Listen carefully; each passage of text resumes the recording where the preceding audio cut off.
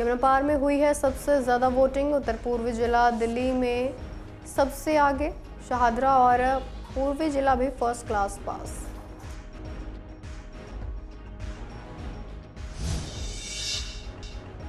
Exit poll पर जनता की बटी हुई राय आई सामने।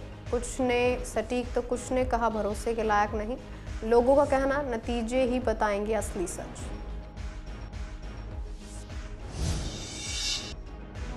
यमुना पार के क्षेत्रों में मतगणना की तैयारियां जोरों पर। नगरी के ITI पर भारी सुरक्षा बल दिखा तैनात। 8 फरवरी को विधानसभा चुनाव की होगी मतगणना।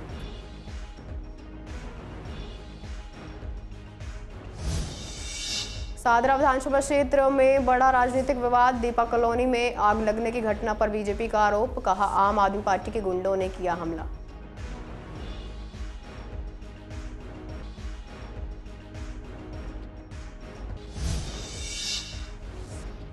पुलिस की मुस्तैदी से स्नैचिंग की वारदात हुई नाकाम। गाजीपुर पुलिस ने 2 स्नैचर्स को किया गिरफ्तार। छीना गया मोबाइल और चोरी की गई बाइक भी बरामद। गाजीपुर थाने में मामला दर्ज, जांच जारी।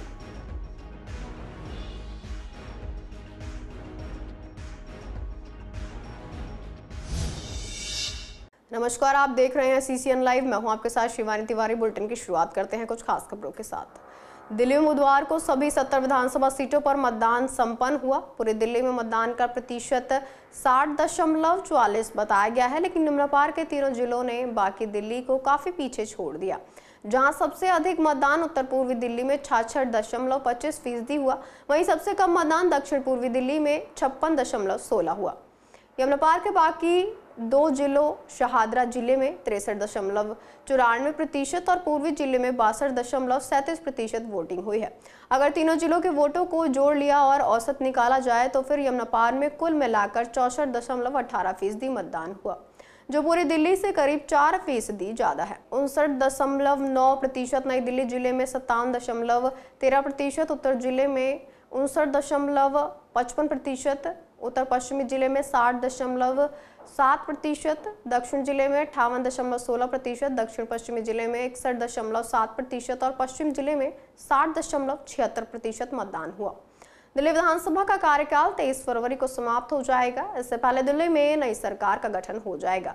8 फरवरी को वोटों की गिनती की जाएगी और फिर शपथ ग्रहण के बाद नई सरकार का गठन होगा। इससे पहले वर्ष 2020 में 62.55% मतदान हुआ था। वहीं वर्ष 2015 में 67.13% मतदान दर्ज किया गया था। इस बार पिछले विधानसभा चुनावों के मुकाबले कम मतदान दर्ज किया गया, जबकि दिल्ली में मतदाताओं को जागरूक करने के लिए चुनाव आयोग की तरफ से पिछले 1 माह से अधिक समय से विभिन्न गतिविधियां की जा रही थी। दिल्ली विधानसभा चुनाव के लिए मतदान समाप्त हो चुका है और अब राजधानी की जनता 8 फरवरी को आने वाले नतीजों का इंतजार कर रही है। नतीजों से पहले कई एजेंसियों द्वारा एग्जिट पोल्स भी जारी कर दिए गए हैं, जो दिखा रहे हैं कि बीजेपी को ज्यादा और आपको कम वोट पड़े हैं। इन्हीं एग्जिट पोल्स पर जब हमने सुख विहार और अनालकरी वार्ड के लोगों से बात की तो लोगों की मिलीजुली प्रतिक्रियाएं सामने आई।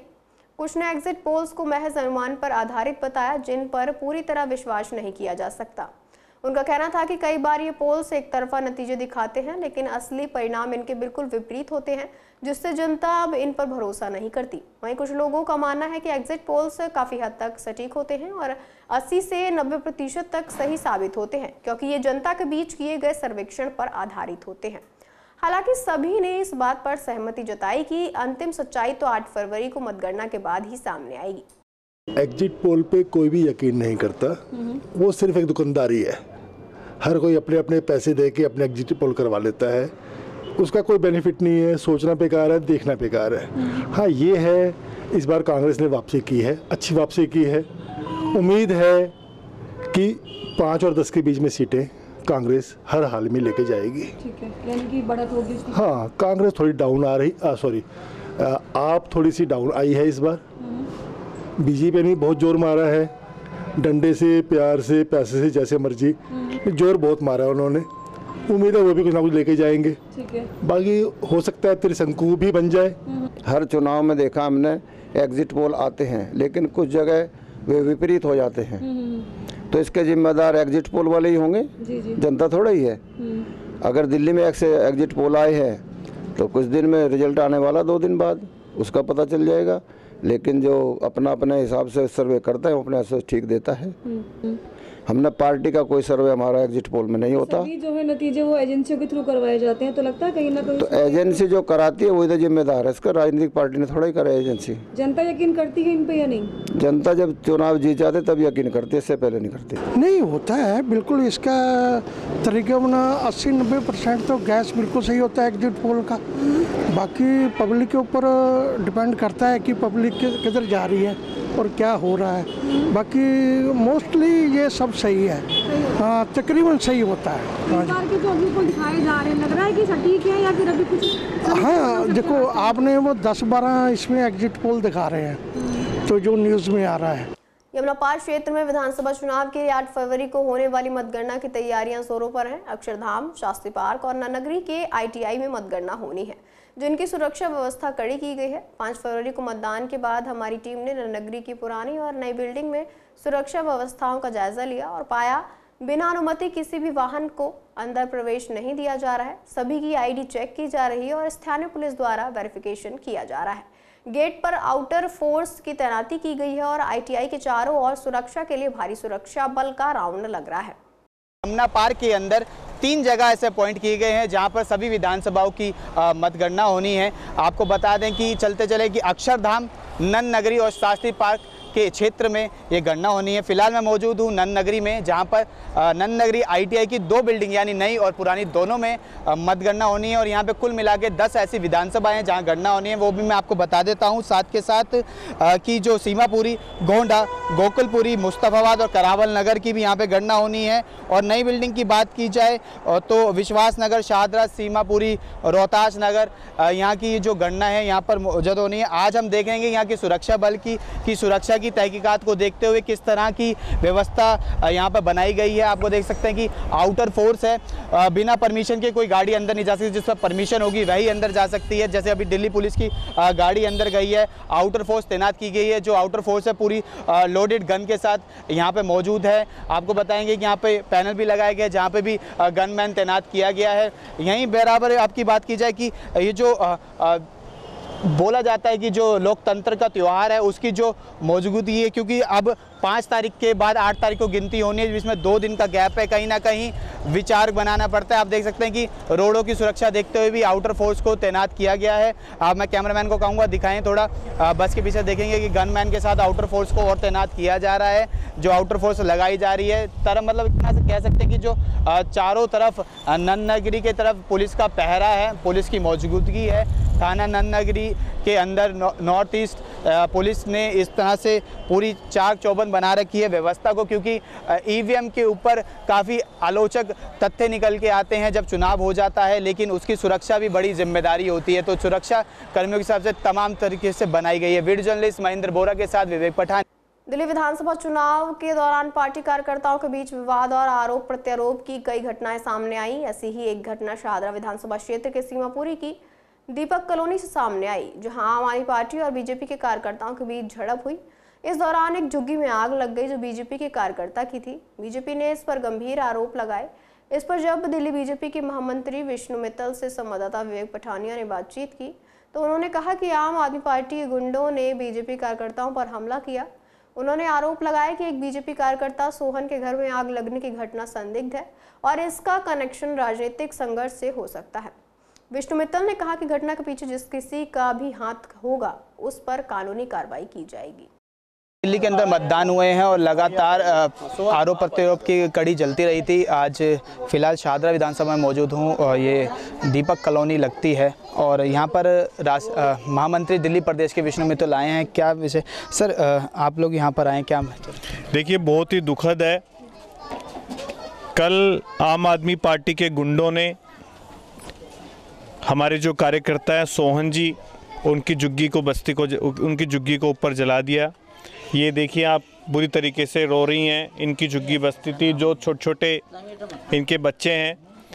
ये तो भगवान का शुक्र है कि उस समय वोट डालने गए हुए थे, इसलिए इनको कोई नुकसान नहीं हुआ, लेकिन सारे कपड़े, सारा सामान ऊपर जला हुआ है। हमारे प्रदेश अध्यक्ष आदरणीय वीरेंद्र सचदेवा जी के नेतृत्व में पूरी भारतीय जनता पार्टी दिल्ली के झुग्गी के लोगों के साथ में है और मैंने इनको आश्वासन दिया है कि कल से ही हम इसको दोबारा बनाने का काम शुरू करेंगे और वापस से वैसे की वैसी झुग्गी इनको बना के देंगे। सर मैं ये पूछना चाहूँगा, अगर आप इस पर आरोप लगा रहे हैं तो इसके लिए क्या कानूनी कार्रवाई करवाएंगे? हम पुलिस कंप्लेंट करेंगे और इन्वेस्टिगेशन करवाएंगे। पुलिस को कहेंगे कि कौन इसके पीछे है, कि उसी समय आग क्यों लगी जब इनके साथ में वहाँ पे झगड़ा हो रहा था। बिल्कुल कोइंसिडेंस ऐसा हो रहा है, उसी समय पे आग लगना, जब वहाँ पे इनसे कहा सुनी हुई, इनसे मारपीट हुई, तो कहीं ना कहीं संदिग्ध है और हम इस घटना की जांच कराएंगे और मुझे पूरी उम्मीद है कि पुलिस उचित कार्रवाई करेगी। तो ये थे हमारे साथ महामंत्री दिल्ली प्रदेश के भारतीय जनता पार्टी के विष्णु मित्तल। इन्होंने साफ कह दिया कि जो भी कानूनी व्यवस्था होगी उसको तहत करते हुए यहाँ की जो झुग्गी चली है वो भी बनाई जाएगी, जिसमें पूरी भारतीय जनता पार्टी साथ रहेगी। वीडियो जर्नलिस्ट महेंद्र बोरा के साथ विवेक पठान, SCN दिल्ली। पूर्वी जिले की गाजीपुर पुलिस ने 2 शातिर स्नैचरों को घरंगे हाथों गिरफ्तार किया है। दरअसल 4 फरवरी की सुबह 9:30 पर हेड कांस्टेबल कृष्ण और कांस्टेबल विनोद गश्त कर रहे थे, जब 63 साल के ब्रजमोहन पांडे ने शोर मचाया कि 2 युवक उनका मोबाइल छीनकर भाग रहे हैं। तब पुलिस ने तुरंत कार्रवाई करते हुए आरोपियों को पकड़ लिया और उनके पास से छीना गया मोबाइल फोन और अपराध में इस्तेमाल की गई मोटरसाइकिल भी बरामद की है, जो पहले से मंडावली थाने में चोरी के मामले में दर्ज थी। गिरफ्तार आरोपियों की पहचान पंकज और रामप्रसाद के तौर पर हुई है, जो लोनी और खोड़ा कॉलोनी के रहने वाले हैं।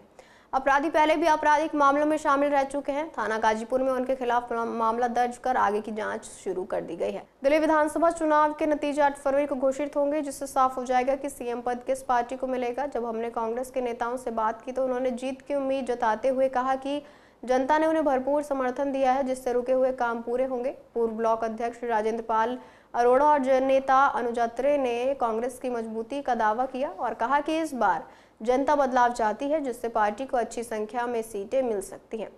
आम आदमी पार्टी के नेताओं ने कहा कि इस बार विश्वासनगर के लोगों ने बदलाव की इच्छा जताई है और हम इस बदलाव को लेकर आएंगे। भारी बहुमत से आम आदमी पार्टी इस बार जीत हासिल कर रही है। वोट तो सर 8 तारीख को मालूम पड़ेगा, क्योंकि मुझे ऐसा लगता है जितनी भी वोटिंग हुई है कम से कम 70% वोट हमें आराम से मिलेगा। देखिए, इसमें कोई शक ही नहीं है, दिल्ली के अंदर आम आदमी पार्टी की सरकार फिर बनने जा रही है और आप देखेंगे परसों 8 तारीख को नतीजे आएंगे तो उसके अंदर आप अपने आप देखेंगे कि आम आदमी पार्टी कंफर्टेबली दिल्ली के अंदर सरकार बनाएगी। विश्वासनगर की जनता इस बार बदलाव चाह रही है और इसी कड़ी के अंदर वो दीपक भाई के साथ है। दीपक भाई युवा और सरल उम्मीदवार हैं, हर इंसान तक उनका एक अच्छा रिश्ता है और OP शर्मा जी 12 साल रह चुके विधायक, तो इस बार वो जनता की अपेक्षाओं के ऊपर उनका मुझे लगता नहीं उनका रुझान बन पाया है। इस बार विश्वासनगर बदलाव करेगा और दीपक सिंघल जी को मौका देगा। जिस कांग्रेस को इन चुनाव में दिल्ली में ऐसा नैरेटिव बनाया जा रहा था कि कांग्रेस कहीं नहीं है, कुछ नहीं समझा जा रहा था, आज हालात ये हो गए कि ये चुनाव में जनता ने दिखा दिया है कि कांग्रेस की वजह से सारे समीकरण बदल रहे हैं। आज भारतीय जनता पार्टी ना ही सरकार बनाने की स्थिति में है, ना ही आम आदमी पार्टी बनाने की स्थिति में है, लेकिन जो अंडरकरंट कांग्रेस को लेकर के चला है, जिस तरह से 98 में जब कांग्रेस को यही हालात था, जब बीजेपी की सरकार थी, तब भी कांग्रेस को अंडर एस्टिमेट करके लिया जा रहा था और कांग्रेस प्रचंड बहुमत के साथ 15 साल सत्ता में आई थी। मुझे उम्मीद है कि इस चुनाव में जो नतीजे 8 तारीख को आएंगे, निश्चित तौर पे, क्योंकि 70 की 70 सीटों पर हमारे कैंडिडेट्स को भरपूर जन समर्थन, जनता के मत, जनता के वोट मिले हैं और वो वोट परिणामों में परिवर्तित होंगे, क्योंकि जनता ने परिवर्तन के लिए वोट दिया है। जनता ने दिल्ली में फिर से विकास लाने के लिए वोट दिया है। देखो, मैं तो सिर्फ कृष्णनगर विधानसभा की बात करूंगा। हमारे विधानसभा के अंदर गुरचंद सिंह राजू को बहुत ही लोगों ने पसंद किया है। जहां भी गए हैं वहां भीड़ इनके साथ चली है। सिख समुदाय तो पूर्ण रूप से इनके साथ चला है। जैसे हमारे इसमें अनारकली हो गया, गीता कॉलोनी वगैरह जो हमारे एरिया हैं, वहाँ बहुत अच्छा लोगों ने इनको, राजू जी को पसंद किया। चाहे मुस्लिम समुदाय के लोग हैं, उन्होंने भी, लोग इनको पसंद करते रहे। यहाँ तक कि तीनों पार्टी के लोग एक ही बात बोलते थे कि भाई हमारा तीनों में यदि हम कैंडिडेट की बात करें, सबसे अच्छा कैंडिडेट गुरचंद सिंह राजू ही है। दिल्ली विधानसभा चुनाव 5 फरवरी को संपन्न हुआ, जिसके लिए 1 महीने पहले से सभी राजनीतिक दल के नेता तैयारियों में जुटे हुए थे। इस दौरान प्रत्याशियों का समर्थन दिग्गज नेताओं ने पूरे जोश के साथ किया। फिलहाल अब मतदान पूरा हो चुका है और सभी नेता नतीजों से पहले अपना समय अलग तरह से बिता रहे हैं। CCN से बातचीत में कृष्णनगर में कांग्रेस प्रत्याशी गुरचरण सिंह ने बताया कि प्रचार के दौरान जनता ने उन्हें भरपूर समर्थन दिया। अब वे गुरुद्वारा जाकर आशीर्वाद ले रहे हैं और परिवार के साथ समय बिता रहे हैं। उन्होंने कहा कि चुनावी माहौल में व्यस्त रहने के कारण परिवार में दूरी बनी थी, लेकिन अब वे रिलैक्स कर रहे हैं। वहीं बीजेपी नेता श्याम सुंदर अग्रवाल ने कहा कि चुनाव की भागदौड़ के बाद वे बीजेपी कार्यकर्ताओं के साथ प्रयागराज स्नान करने जा रहे हैं। बीजेपी नेता महेंद्र आहूजा ने बताया कि जीत के बाद धन्यवाद यात्रा की योजना बनाने में लगे हैं। विधानसभा चुनावों का प्रचार और मतदान अब पूरे हो चुके हैं, लेकिन नतीजे आने में अभी भी 2 दिन का समय बाकी है। ऐसे में कैंडिडेट्स क्या कुछ कर रहे हैं, किस तरह की दिनचर्या उनके, ये जानने के लिए हम पहुंचे हैं कृष्णानगर विधानसभा से उम्मीदवार कांग्रेस के गुरचरण सिंह के पास और इनसे जानेंगे आज का पूरा शेड्यूल क्या है, किस तरीके से इनका आज का दिन बीतने वाला है। सर, क्या कहना चाहेंगे? वोटिंग हो चुकी है, प्रचार खत्म हो चुका है, इतना हेक्टिक टाइम रहा है, अब कैसे आज का टाइम वेस्ट मतलब कर रहे हैं? पहले तो मैं सब अपनी जनता का बहुत बहुत धन्यवाद करता हूँ जिन्होंने मेरे साथ दिया। मेरे वर्कर्स ने, जो मेरे ब्लॉक के अध्यक्ष थे, जो मेरे लोग थे, तो और आज मैं रिलैक्स है। मैं कई दिन से गुरुद्वारे नहीं जा पाया। आज मैं शीशगंज गुरुद्वारे साहब जाऊंगा पहले और फिर परिवार के साथ में बैठ के लंच करने का प्रोग्राम है और फिर बेटी आएगी अभी, तो साथ बैठ के हम सब लंच करेंगे। और मैं समझता हूँ घर का काफ़ी टाइम से बैठा ही नहीं, रात को 1:30-2 बजे आए और सुबह छोड़ के चले गए। तो अब यही है, परिवार के साथ बैठने का थोड़ा सा मौका मिलेगा, लेकिन वो 8 तारीख के बाद ज़्यादा अच्छा मिलेगा। लेकिन अभी तो क्योंकि टेंशन रहेगा, अभी थकावट ही बड़ी है, अब जाना वहाँ पर जरूरी था, अभी तो काम भी है बीच में, तो रिलैक्स का मूड है, रिलैक्स करेंगे। तो कुछ पॉलिटिकल मीटिंग्स भी रखी गई हैं या फिर सिर्फ आज मतलब फैमिली के साथ ही टाइम स्पेंड करना है पूरा? नहीं, पार्टी के साथ नहीं, अब क्योंकि कल काउंटिंग है, उसके लिए तो तैयारी है। टाइम तो सबसे बड़ी बात है। पहले तो अपने जितने स्थानीय हमारे कार्यकर्ता हैं भारतीय जनता पार्टी के, जिसने पूरे लगातार इस चुनाव में अपने काम को, नौकरी को, व्यापार को छोड़कर, कुछ ने तो अपनी वकालत को छोड़कर काम किया हमारे साथ में, उन सभी का हम धन्यवाद कर रहे हैं। कारण क्या है कि ऐसे भी कार्यकर्ता थे, लगातार 20 दिन घर नहीं गए, वो गए तो मात्र घंटे 2 घंटे के लिए गए। तो उन सब से क्या नाम है बात कर रहे हैं और उनसे पूछ रहे हैं। और बाकी परसों 8 तारीख की काउंटिंग की तैयारी कर रहे हैं कि भाई कौन, परिवार के साथ भी यहाँ समय मतलब भी है। परिवार के साथ तो अभी समय, क्योंकि हम भारतीय जनता पार्टी कार्यकर्ता हैं, तो समय तो कितना मिलता है ये तो हम सब जानते हैं, लेकिन जितना है उतना अच्छे से है, क्योंकि अभी हम बैठक से आए हैं। प्रदेश की कुछ इंस्ट्रक्शंस उन्होंने दी हैं कि क्या करना चाहिए, क्या नहीं करना चाहिए, तो वो सब हम अपने कार्यकर्ताओं के साथ अब बैठक भी करेंगे और परसों की तैयारी करेंगे। और मैं समझता हूं कि 8 तारीख को शाहदरा विधानसभा में सभी कार्यकर्ता जितने भी हैं, चाहे वो हमारे पन्ना प्रमुख हैं, समिति के त्रिदेव हैं, या शक्ति केंद्र प्रमुख हैं, या पदाधिकारी मंडल के, या जिला प्रदेश के जो कार्यकर्ता रहते हैं इस विधानसभा के अंदर, उन्होंने सर्वश्रेष्ठ अपना दिया। और इस चुनाव को वो स्वयं जैसे खुद खड़े हुए थे, कैंडिडेट खुद खड़े होते हैं जैसे, उसी तरह से उन्होंने चुनाव को बूथ पर लड़ा। कल वोटिंग खत्म हो गया, अब इस वक्त हम बस में बैठे हैं। बड़ी संख्या में कार्यकर्ता हैं जिन लोगों ने दिन रात चुनाव में काम किया है। हम सब मिलकर कुंभ के मेले में जाने वाले हैं और वहाँ स्नान करने वाले हैं और माँ गंगा से प्रार्थना करने वाले हैं कि 8 तारीख को जब चुनाव परिणाम आए तो भारतीय जनता पार्टी 50 से ज़्यादा सीटें जीतकर दिल्ली में अपनी सरकार बने। बोले गंगा मैया की जय। चुनाव में वोटों को मांगने की भागदौड़ समाप्त हो गई, मतदान पेटियों में बंद हो गया। अब भारतीय जनता पार्टी के सभी विधानसभा प्रत्याशी आगामी योजना बनाने में लगे हैं, काउंटिंग की, मतदान की गिनती की योजना बनाने में लगे हैं और परिणाम आने पर जनता का फिर से आशीर्वाद लेना और धन्यवाद करना इसमें लगे हैं। और आगामी 5 साल में जो जो वायदे किए गए हैं उनको पूरा करने की योजना बनाने में सब जुट चुके हैं। मोदी की पार्टी है, भारतीय जनता पार्टी है, कोई भी विधायक, कोई भी कार्यकर्ता कभी आराम नहीं करता। वो आज भी थोड़ा सा रिलैक्स होने के बाद आगामी योजनाओं में जुट चुके हैं और भारतीय जनता पार्टी के नेतृत्व में दिल्ली की जनता देखेगी कि 27 साल बाद दिल्ली का विकास फिर से शुरू होगा और पूरी की पूरी जो घोषणाएं और जो सुविधाएं घोषित की गई हैं वो होंगी। डबल इंजन सरकार की मजबूती प्राप्त होगी। ये हमें, हमारे सभी प्रत्याशियों का आज के ही संकल्प है।